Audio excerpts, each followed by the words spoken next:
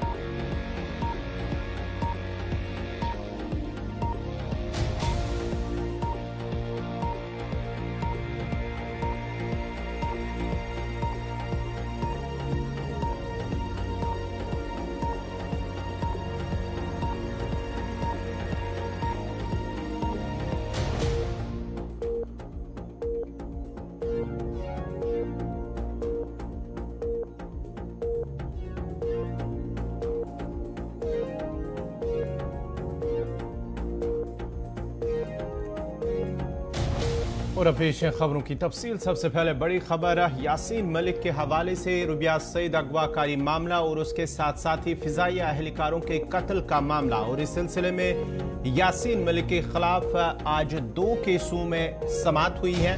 रुबिया सईद अगवा मामला और उसके साथ साथ ही फिजाई के अहलकारों का कत्ल का मामला जो है, उन दोनों में आज समाअत हुई है। वीडियो कॉन्फ्रेंस के जरिए यासीन मलिक एनआईए को कोर्ट जम्मू में पेश हुए हैं, और इस सिलसिले में अब फिजाई के अहलकारों के कत्ल का मामला जो है, इसकी अगली समाअत अब 16 सितंबर को होगी। और उसके साथ ही रुबिया सईद अगवाकारी मामले के हवाले से अब अगली समाअत जो है वो 1 अक्टूबर को होगी। आज वीडियो कॉन्फ्रेंसिंग के जरिए यासीन मलिक को एनआईए कोर्ट जम्मू में पेशी हुई है, और समाअत के बाद ही अब अगली समाअत जो है फिजाई के अहलकारों के कत्ल के मामले में वो 16 सितंबर को होगी, और 1 अक्टूबर को रुबिया सईद अगवाकारी मामले में अब 1 अक्टूबर को अगली समाअत होगी। इस हवाले से आज की इस कार्रवाई, आज की समाअत के हवाले से सीबीआई वकील मोनिका कोहली ने गुलिस्तान न्यूज नुमाइंदा अनिल शर्मा से बात की है।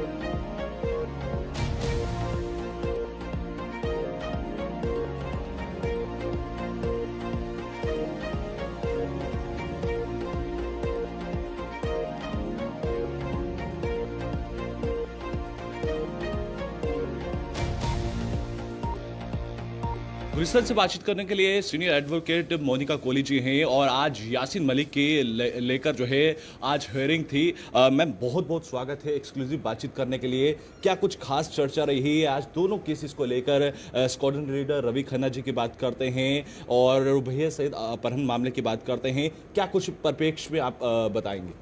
आज दोनों केसेस लगे थे उसमें, क्योंकि लास्ट टाइम जो डेवलपमेंट हुई थी उसमें जो वन ऑफ द को एक्यूज रफ़ीक पहलू है उसको पुलिस ने अरेस्ट किया था श्रीनगर में। वो बताया गया था पिछली बार डिफेंस काउंसिल ने, तो इस बार ही हमने वो सारा वेरीफाई करके एक रिपोर्ट पुलिस से लाई थी, कश्मीर पुलिस से, जहाँ से पता चला कि रफ़ीक पहलू के ऊपर एक और एफआईआर लगी है अंडर यूएपीए एक्ट, और वो उस चक्कर में वो कस्टडी में है। तो आज हमने एक तो उसकी एप्लीकेशन मूव की है for cancellation of his bail. इन दोनों केसेस में जो उसको बेल मिली है उसमें कैंसिलेशन के लिए बेल मूव की है, और कोर्ट ने उसके प्रोडक्शन वारंट्स इशू किए हैं, और सेंट्रल जेल कश्मीर को बोला कि इसको नेक्स्ट डेट ऑफ हियरिंग पे प्रोड्यूस किया जाए। मैम, क्या लगता है कि जिस तरह से आप लगातार जो है नई गाड़ियाँ जो है वो जुड़ती हुई नज़र आ रही है, तो कितनी उम्मीद की किरण जो है वो अब बनती हुई नज़र आ रही है, खासकर इस केस को लेकर? क्योंकि रवि खन्ना जी की बात करते हैं या फिर रुबिया सईद अपहरण मामले की बात करते हैं, लगातार कड़ियाँ दर कड़ियाँ जुड़ रही हैं, तो कितनी बड़ी आप मेजर डेवलपमेंट इन केसेस को समझते हैं? देखिए, सर्टनली पॉजिटिव डायरेक्शन में सारा ट्रायल चल रहा है। जो विटनेसेस आ रही हैं, जितनी विटनेसेस अभी तक हमारी डिपोज हुई हैं, उसमें मेजॉरिटी ऑफ द विटनेसेस ने यासीन मलिक को आइडेंटिफाई किया है, और ये पॉजिटिव डायरेक्शन में ट्रायल चल रहा है, और ट्रायल बहुत इफेक्टिवली चल रहा है, तो इसलिए hopefully justice is going to be delivered soon. Ma'am, squadron leader Ravi Khanna ji की धर्मपत्नी जी की बात करते हैं, लगातार जब भी हम उनसे बातचीत करते हैं तो उनके वो आंसू जो हैं वो कहीं ना कहीं खटकते हैं, तो वो भी उम्मीद की किरण काफ़ी लंबे समय से इस जंग को लड़ रहे हैं। अंतिम सवाल है मेरा, क्या लगता है कि कितनी जल्दी ये इंसाफ, क्योंकि काफ़ी लंबा संघर्ष है, क्योंकि अगर हम दूसरी तरफ देखें पाकिस्तान की तरफ, उनकी धर्मपत्नी को कैबिनेट मंत्री बनाया गया है, तो क्या हम ये समझें तो कहीं ना कहीं परिप्रेक्ष्य में क्या निकल कर आएगा अब? देखिए, वो सब पॉलिटिकल एंगल पे आई मे नॉट कमेंट, बिकॉज हमारे लिए चैलेंज जो था वो ट्रायल कोर्ट में जो स्टे था 30 साल से इन ट्रायल्स को लेके, वो चैलेंज ज़्यादा था, जो कि हम उस हर्डल को पार कर चुके हैं। अब ट्रायल हमारा डेट मतलब जो बेसिस पे चल रहा है, कैलेंडर फिक्स हुआ होता है और विटनेसेस आ रही हैं, ट्रायल हमारा अच्छे से चल रहा है और अब मुझे नहीं लगता ज़्यादा देर लगेगी, इंसाफ हो जाएगा। चलिए, बहुत बहुत शुक्रिया गुलिस्तान से एक्सक्लूसिव बातचीत करने के लिए। Thank you. तो आपने देखा कि सीनियर एडवोकेट इस समय हमारे साथ बातचीत कर रहे थे और उम्मीद की किरण जगी है और जल्द जो है इंसाफ जरूर मिलेगा। गुलिस्तान न्यूज़ के साथ वीडियो जर्नलिस्ट दीपक जी के साथ जम्मू से। बढ़ते आगे बाद जरा एक और बड़ी खबर है। Directorate of school education Kashmir की जानिब से एक हुक्मनामा जारी कर दिया गया है, जो दौरान सभी चीफ एजुकेशन अफसरान के साथ साथ जोनल एजुकेशन अफसरान, तालीमी इदारों के सरबराहों को यह हिदायत दी गई है कि वो किसी भी एजेंसी या एनजीओ गैर सरकारी तंजीम को तालीमी इदारों में बिना इजाजत के कोई भी प्रोग्राम इनिकाद करने की इजाजत नहीं देंगे। हुक्मनामे में मजीद लिखा गया है कि कुछ एनजीओ गैर तस्लीम शुदा है और बिना इजाजत के स्कूलों में कोई भी प्रोग्राम मुनक्किद कराने से स्कूलों के माहौल पर बुरे असरात भी मुरतब हो रहे हैं और उनके इनिकाद से तालीमी सरगर्मियां भी मुतासिर होती हैं। सरकारी हुक्मनामे के मुताबिक अगर कोई गैर सरकारी तंजीम एनजीओ किसी तालीमी इदारे में कोई प्रोग्राम मुनक्किद कराना चाहती हैं तो स्कूल सरबराहान से कहा गया है कि एनजीओ तस्लीम शुदा हो और डायरेक्टोरेट की इजाजत हो। यानी कि अगर कोई भी एनजीओ या कोई भी एजेंसी अब किसी भी स्कूल, किसी भी तालीमी इदारे में कोई फंक्शन करना चाहती हैं तो पहले उन्हें डायरेक्टोरेट ऑफ स्कूल एजुकेशन का हुक्मनामा लेना होगा, यानी कि उनकी इजाजत लेनी होगी। उसके बाद ही वो वहां पर कोई प्रोग्राम मुनक्किद कर सकते हैं। ये ताज़ा हुक्मनामा है जो डायरेक्टोरेट ऑफ स्कूल एजुकेशन की जानिब से जारी कर दिया गया है। सभी चीफ एजुकेशन अफसरान, जोनल एजुकेशन अफसरान और जो इंस्टीट्यूशंस हैं उनके हेड को बाज़ाब्ता तौर पर यह हिदायत दी गई है कि वो किसी भी एनजीओ, किसी भी एजेंसी को प्रोग्राम मुनक्किद कराने की इजाज़त ना दे जब तक ना उन्हें डायरेक्टोरेट की जानिब से कोई हुक्मनामा या कोई इजाज़तनामा होगा।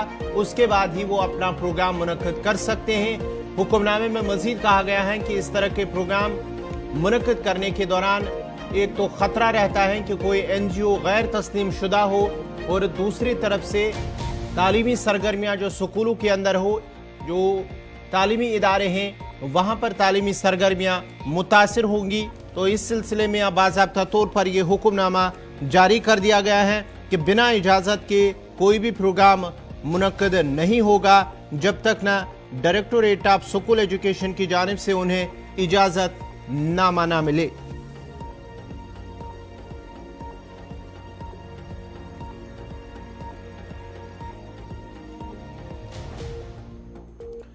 बढ़ते आगे बात जरा जनूबी कश्मीर की करते हैं। जिला अनंतनाग की बात करते हैं, जहां पर एक बार फिर डेमोक्रेटिक आजाद पार्टी को आज एक बार फिर एक बड़ा दचका लगा है और यह दचका आज उस वक्त लगा है जब डीडीसी मेंबर शाहबाद पीर शाहबाज अपने दीगर साथियों के हमरा पार्टी से मुस्तफी हो गए हैं।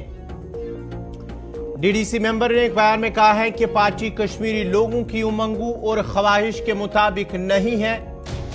वाज़ेह है कि गुलाम नबी आजाद ने डूरू में एक अवामी जलसे से खिताब करने वाले हैं, ताहम इससे पहले ही डीडीसी मेंबर का दर्जनों हामियों समेत मुस्तफी होना पार्टी के लिए अब मजीद मुश्किलात पैदा कर सकती हैं। आपको बताते चले, डेमोक्रेटिक प्रोग्रेसिव आजाद पार्टी को आज उस वक्त बड़ा दचका लगा है जब डीडीसी मेंबर शाहबाद बाला पीर शाहबाज अपने साथियों समेत दर्जनों साथियों समेत पार्टी से मुस्तफी हो गए हैं और उन्होंने कहा अपने बयान में कि पार्टी कश्मीरी लोगों की उमंगों और ख्वाहिश के मुताबिक नहीं है, इसलिए वो पार्टी को अलविदा कह रहे हैं, पार्टी को छोड़ रहे हैं। याद रहे कि कल गुलाम नबी आजाद डूरू में अवामी जलसे से खिताब करने वाले हैं और उससे पहले ही पार्टी को एक बड़ा झटका लगा है जब डीडीसी मेंबर ने अपने दर्जनों हामियों समेत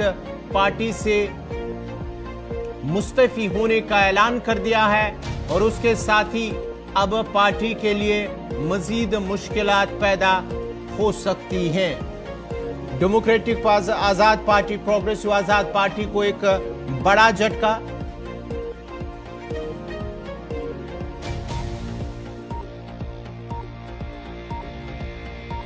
तफसीलात के लिए सीधा चलते हैं अनंतनाग, जहां हमारे साथ इस वक्त हमारे नुमाइंदे फिदा हुसैन। फिदा, जरा अपडेट कीजिएगा, क्या कुछ तफसीलात हैं जहां पर यानी कि कल संडे के रोज गुलाम नबी आजाद डूरू का दौरा करने वाले हैं और उसके वहां आने से पहले ही, दौरे से कबल ही एक बड़ा दचका डेमोक्रेटिक आजाद पार्टी को।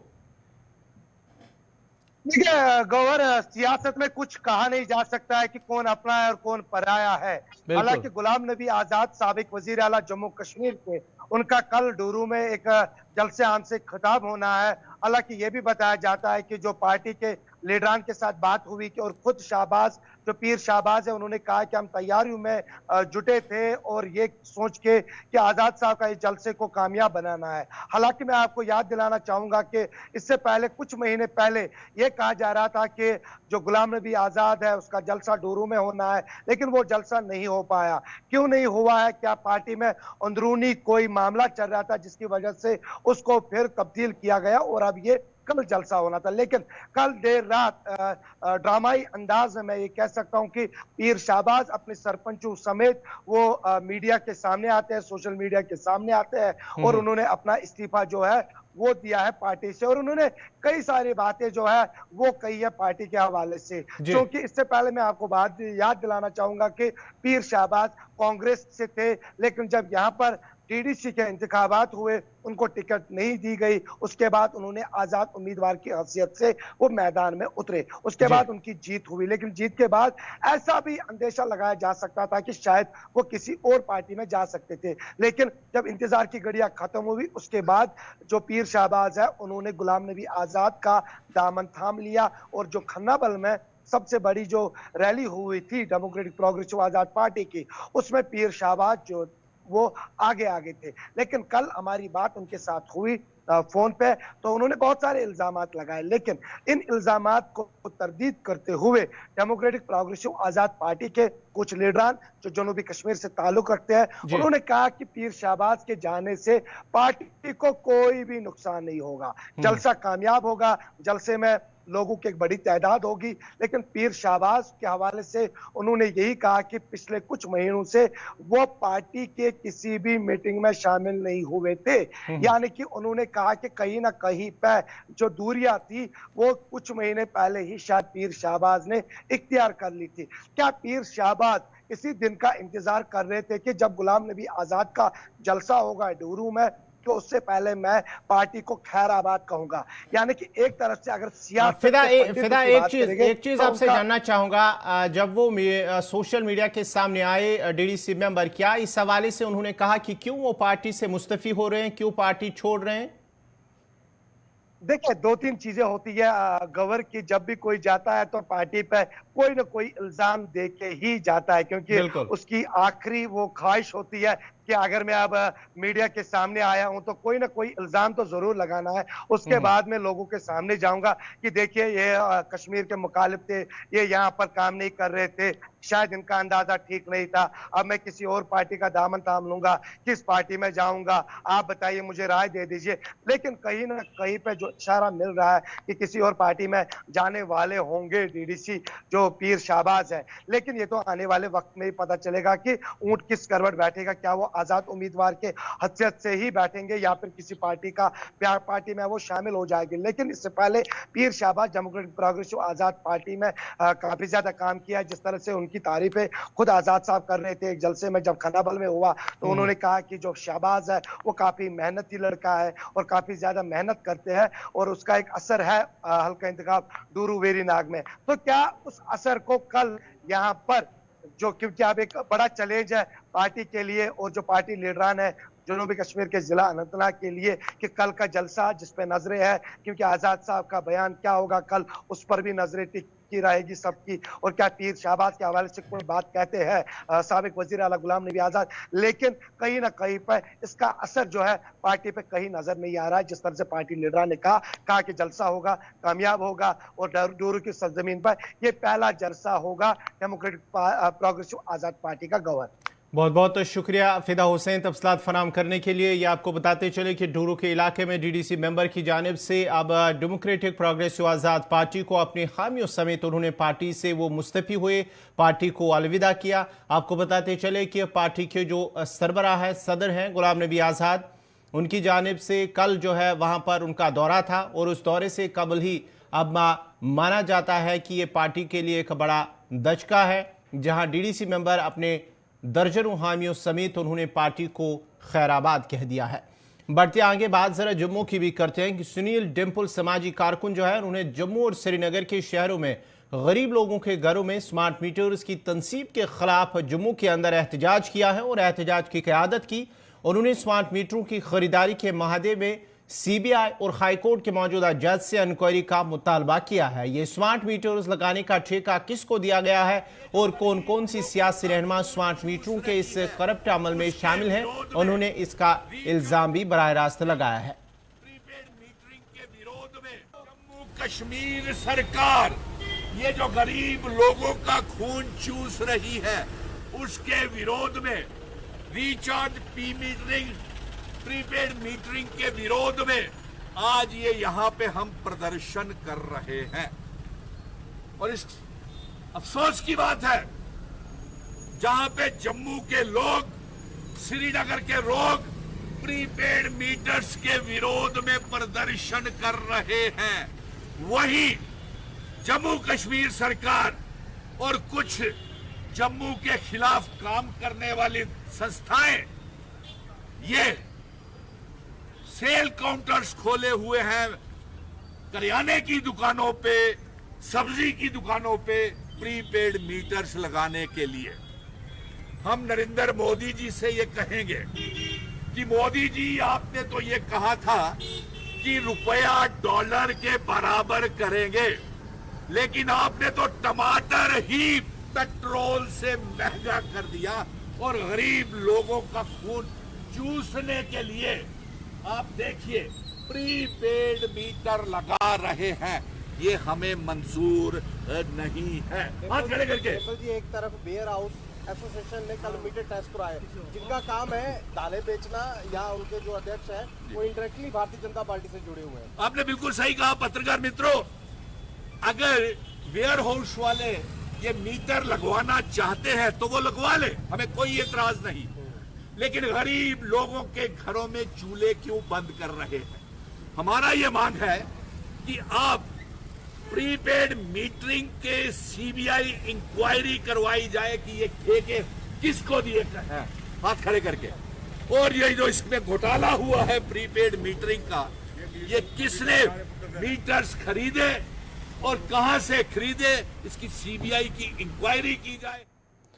ज़रापूंछ की तहसील मंडी में बाबा बूढ़ा अमरनाथ यात्रा का पहला जत्था मंडी पहुंच चुका है, जहां तहसील मंडी में सिविल सोसाइटी मंडी और दीगर मज़ाहिब के लोगों ने यात्रा का वालहाना इस्तकबाल किया है। याद रहे कि तहसील मंडी लोगों की जानिब से हर साल की तरह भी इस साल भी रिवायती अंदाज में यात्रियों का इस्तकबाल किया है और यात्रियों का इस्तकबाल करते हुए जहाँ पर श्रद्धालुओं ने मसरत का इजहार करते हुए कहा कि यहाँ का भाईचारा और प्यार देखकर दीगर यात्रियों को भी एक अच्छा पैगाम जाएगा और वो यहाँ पे ज़्यादा से ज़्यादा यात्री भी आएंगे।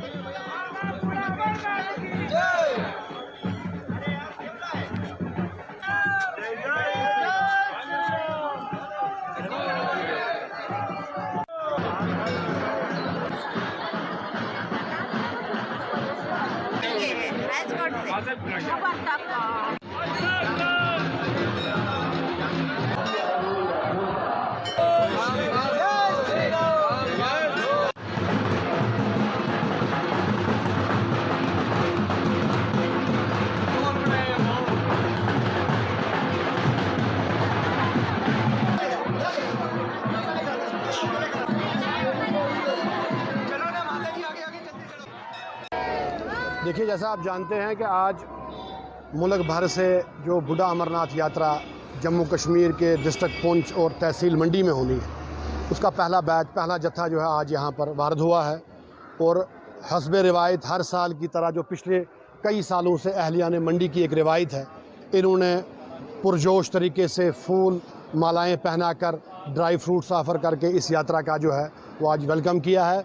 मैं पूरे मुल्क के लोगों को ये कहना चाहता हूँ कि अगर हिंदू मुस्लिम सिख भाईचारे की मिसाल कहीं को आपको देखनी है, अमन की बात देखनी है, मोहब्बत दोस्ती की बात देखनी है, तो वो यहाँ ज़रूर आएँ, यहाँ के लोगों से मिलें और यहाँ का जो प्यार है वो अपने साथ ले जाएं। सदियों से जो हिंदू मुस्लिम सिख इत्तेहाद भाईचारा यहाँ पे चला आ रहा है, उसी की एक कड़ी आपने आज यहाँ पे देखी है। जो आज यहाँ पे हिंदू मुस्लिम सिख इत्तेहाद भाईचारे को बढ़ावा देने के लिए सिविल सोसाइटी और बीडीसी चेयरपर्सन ने यात्रा का वेलकम किया। पूरे हिंदुस्तान से यात्रा आई थी, उनका वेलकम किया। मैं इनका शुक्रिया अदा करता हूँ बीडीसी चेयरपर्सन का और ख़ास करके सिविल सोसाइटी का, जिन्होंने यहाँ पे वेलकम किया। और हिंदू मुस्लिम सिख इत्तेहाद भाईचारा जो सदियों से चला आ रहा है, उसको बढ़ावा देने के लिए हम हर वक्त पेश रहेंगे।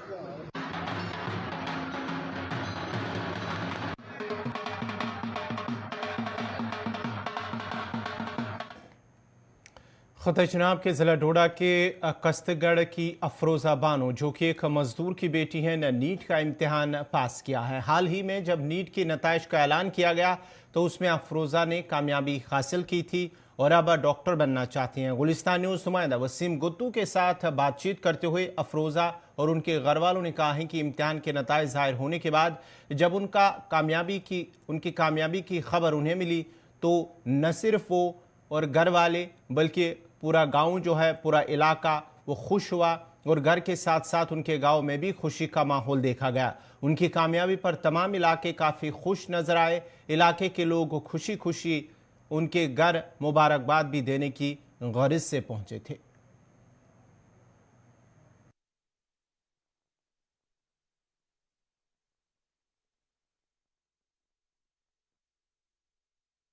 Thank you sir. खुशी तो बहुत ज़्यादा हो रही है,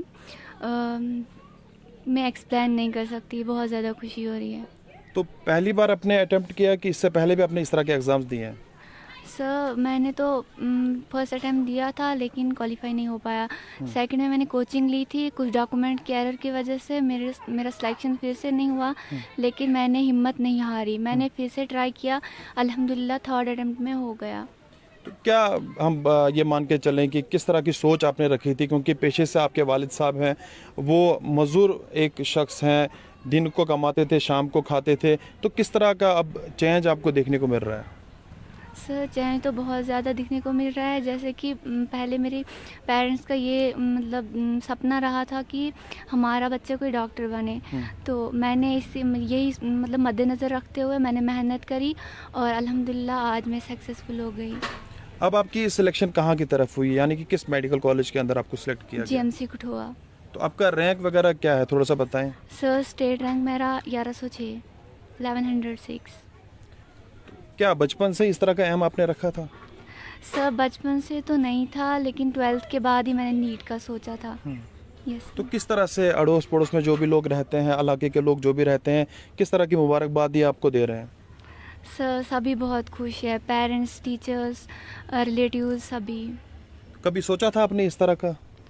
सर सोचा तो नहीं था, लेकिन उम्मीद रखी हुई थी? यस सर, पहले से ही उम्मीद थी। जो बच्चे आपसे पीछे रह गए उनको क्या मैसेज देना चाहोगे, यूथ को क्या मैसेज देना चाहोगे अपनी तरफ से? सर मैं तो यही मैसेज देना चाहूँगी कि हमें हार्ड वर्क करते रहना चाहिए, कभी हिम्मत नहीं हारनी चाहिए, इंशाल्लाह सक्सेस तो मिल ही जाएगी। तो फैमिली ने किस तरह का सपोर्ट आपको किया? सर फैमिली का तो महर रो रहा है, मतलब पेरेंट्स, अब्बू अम्मी दोनों का महर रो रहा है। इन्होंने बहुत ज़्यादा हार्ड वर्क किया था, आज इन्हीं की वजह से मैं इस मकाम पर पहुँची। ये अफरोज़ा जी की फैमिली है, थोड़ा सा देख लीजिए, आपस में खुशियाँ बांट रहे हैं, काफ़ी खुश नज़र आ रहे हैं। जिस तरह से मैंने पहले ही बताया कि अफरोज़ा जी जो है वो, उनके वालिद साहब जो हैं पेशे से एक मज़दूर हैं, दिन को दिहाड़ी लगाते हैं, शाम को खाते हैं। बड़ी बात ये है इसमें कि काफ़ी सारी मेहनत उन्होंने की, उसके बाद जो है इस मंजिल तक पहुँचे। उनके वालिद साहब मेरे साथ हैं। तो इबन ज़रा पनो नाव क्या छो? सर मेरा नाव मोहम्मद इकबाल सर। इकबाल साहब कसा खुशी छो महसूस में? सर वारिया मेरे गो पहाड़ जन कल पे वथित सर तीजा खुशी मे मे जरूरत ये क्वालिफाई करनावनस बह पेशे से मजूर दोस कमावन शामन खावन बचन अत लोगस बह लागन कुन अमिस पे थोड़ा बहुत हेल्प कर सह लोगस लागन बह अक दुह 2 दो तो तम वजह सत वाच अत मगर बे कर पन मेहनत बच्ची हाय पन मेहनत यह गई पन्नस मिशनस मज कामयाब तो गड़ पे ये उम्मीद तो थोम सर यह कह ख्वाब वुचान 12th बाद लग वुचान डॉक्टर सान घर तह बन तो बच्ची गो क्या गहरत हिवन बच्ची हारने हिम्मत कह अलगस मज कसा खुशी ये तो बेसिकली रोजान वारिया दुनिया आव जनाब वारिया खुशी सर क्या वन यूथस क्या मैसेज दियो यम अमिस बच्चे पढ़ान मेहनत ज्यादा लगत करान मगर पूर मंजिल तक तुम वातान तुमन क्या मैसेज दियो सर तमन बह यह वन हिम्मत चन हारें पेरेंट्स यम तमो बच्चा सपोर्ट करें भरपूर हिम्मत चन हारें कह अगर घरस मज कह तह बच्चस मतलब सपोर्ट करें बच्चस हिम्मत इम्पॉर्टेंट कत वन बह तुम कचा अफरोजा जी कचा मेहनत करनो तुम कचा सपोर्ट करनो तुम सर अमिस दित खाली हौसल दित अमिस एशी सेहत मेहनत करें बच्चन पान अस दोपस यी नुन कुन चीज़ कमी गई कह पे बेस्ट करें मगर स कर सिर्फ पढ़ाई बस पढ़ाई कर स इत कर तुम वन कि पहाड़ कोर क्रॉस लगन वन इन वाले स्टाफ मज बे करू तुम मजूर कि अम नश वो यू नबर नीरत तुम इंशाल्लाह उम्मीद कि आसो रती कुन टाइमस पे जी इंशाल्लाह काफ़ी ज़्यादा खुश हैं इनकी मदर से भी मैं 2 बातें करूँगा ज़रा वन पनो नाव तो कसा खुशी महसूस लगित कर शुक्र खुदा सोबन कि वात ओतोत अत लायक वात ओतोत खुश कि सान बच्ची बने कुन लायक यह वाच ओतोत वह इंशाल्लाह ब्रोह कह रुतुई खुश कि मतलब कह मतलब कह अत लायक कि गरीब पत पे शुक्र खुदा सोबन कि माल करस मेहनत तो अम तोर समझ कि मोन मोल मेहनती मे पे यूता पोस कर खर्च मेहनत सनान दिवान मे तो बह कर मेहनत मेस मालिस माज पे खुशी इंशाल्लाह खुशी पे खुदा सोबन दिस खुशी इंशाल्लाह ब्रोह कह खुशी। चलिए इन लोगों की आंखों में आप देख सकते हैं इनके आंसू चल रहे हैं, ये खुशी के आंसू हैं। जिस तरह से मैंने पहले ही बताया कि अफरोज़ा जी के वालिद साहब जो थे पेशे से एक मज़दूर थे, उसके बाद उन्होंने दिन रात एक करके अफरोज़ा जी को पढ़ाया और अफरोज़ा जी ने एक पहाड़, जिस तरह से उनके वालिद साहब ने बोला, एक पहाड़ जो है क्रॉस किया। नीट का एग्ज़ाम जब उनने उसका रिज़ल्ट जब सामने निकल के आया, जो रैंक मिला है वो 1106 इनका रैंक है पूरे स्टेट के अंदर। और अफरोज़ा जी के अंदर इस वक्त काफ़ी खुशी महसूस की जा रही है। फिर से मैं तस्वीरें दिखाना चाहूँगा, जो भी इनके घर में इस वक्त मौजूद हैं वो काफ़ी ज़्यादा खुश है। इनकी जो दादी यहाँ पे मौजूद है काफ़ी खुश हैं और पूरी फैमिली इस वक्त काफ़ी खुश नज़र आ रही है। और अफरोज़ा जी ने यह भी बताया कि उन बच्चों को हार नहीं माननी चाहिए जो पीछे रह गए, उनको भी मेहनत करनी चाहिए और पूरे जम्मू कश्मीर के साथ साथ पूरे भारत का नाम रोशन करना चाहिए। फ़िलहाल के लिए इतना ही, आप देखते रहे। नाज़रीन, इसी के साथ ही उर्दू खबरनामा इख्तिताम पज़ीर हुआ चाहता है। अपने मेज़बान गौहर खुशी को इजाज़त दीजिए। अल्लाह हाफ़िज़।